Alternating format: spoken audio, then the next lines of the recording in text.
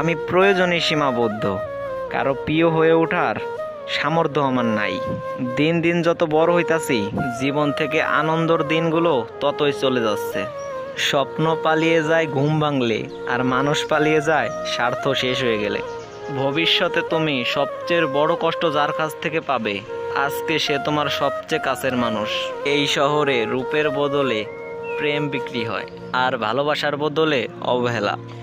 জীবনের কষ্টগুলো লুকানোর জন্য সামান্য মিথ্যে হাসি আর ভালো আছি বলাটাই যথেষ্ট। অনেক রাত পর্যন্ত তারাই জেগে থাকে, যারা আজও তাদের জীবনের হিসাবটা মিলাতে পারে নাই। যারা নিজেকে নিয়ে ব্যস্ত থাকে, তারা কখনো অন্যের দুঃখ নিয়ে উপলব্ধি করতে পারে না। হয়তো একদিন ঠিকই বুঝবে তোমার হৃদয়ে আমার ভালোবাসাটা ঠিক কতটা জরুরি।